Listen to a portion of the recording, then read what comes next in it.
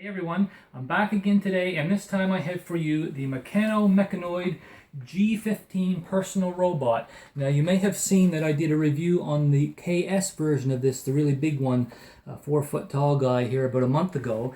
And this guy, he's quite similar, but also only half the size, only half the amount of parts. For example, the big one, 1188 parts. This guy has about 600.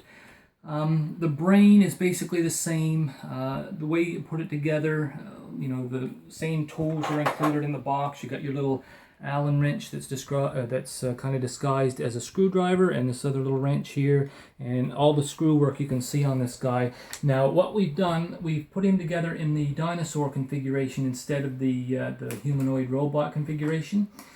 And there's a couple reasons for that. We wanted to do something a little different this time around, and we wanted to see how hard or how difficult it would be to put him into this mode. Because with these Meccano toys, you can pretty much let your imagination run wild and do whatever you want. But with this particular dinosaur mode, the cool thing is that you actually have official Meccano instructions on how to do this. They are on the Meccano website, and I'll put a link below to those so that you can go and make this if you want to. But there are some serious drawbacks to this mode that we didn't really realize until we're most of the way through building it. For example, most of the fun commands like exercise, dance, tell me a joke, some of the stuff like that that the humanoid robot does, he can't do in dinosaur mode. Now, I'm not quite sure why they've gone that route, but if he's not set up exactly in the humanoid robot configuration, you lose an awful lot of the play value with this guy. You still have the fun of getting to put him together.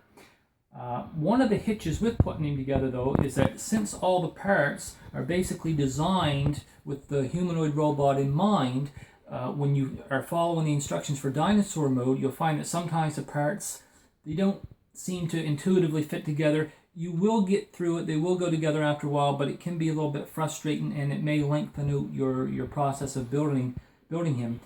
Although, with that said, he's still much faster to put together than the KS version. I think this took about 4.5 hours to get together. We'll put him on and do a little demo in a sec here, but I just want to make sure that we've set everything first. Now, one important thing is that there is a free app that you can get. Now, again, the app will only work if you build him into the humanoid robot. But basically what you do is you put your phone in his chest when the app is installed. That's kind of what it looks like. And then he will basically follow your gestures. Now this guy, when you do build him into humanoid robot mode, he's only got elbow and shoulder joints. So he doesn't got quite as many joints as the KS version. The KS had double jointed shoulders, so he could go out and forward and back. And he had the elbows and then the head articulation and stuff like that as well. This guy, his head is going to be pretty much stationary when you get him all together. He does have the servos in the feet, so he can roll around a little bit. He'll follow you and stuff like that in humanoid robot mode. This guy, we can get him to move in this mode, so we'll show that. But one thing I wanted to show as well is that this here, there's a couple of lights right here. Now in the humanoid robot mode, these lights line up behind the eyes, and that's what causes the eyes to light up. Now, as you can see in this mode, there is no eyes, so the eyes don't light up. I mean, they're there, but they're not going to actually light up. So that's kind of one of the things that you lose. That's a little bit disappointing. Another interesting point here is that this guy takes 4 C-cell batteries. So whereas the KS version has a rechargeable battery and the whole battery pack and everything comes with it, adapter and all, this guy isn't like that. There's no batteries included. You have to get your own. So 4 C-cells. That's important to remember. I am going to have a link also to the full written blog or the written review down below, and I'll go into a little bit more detail there. But let's just fire him up here and see what we can get him to do. Meccanoid. Motion control. Go forward. Go backward. Left turn. Right turn. Meccanoid. Main menu. Meccanoid. Go to sleep.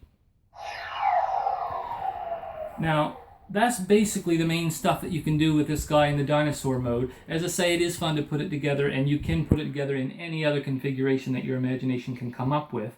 but it is very limited in the actual play once it's all put together. Now, I do have a lot more toy reviews coming up. If you enjoy this sort of thing, feel free to subscribe or check out the written reviews on the blog. And thank you for watching, and have an excellent day.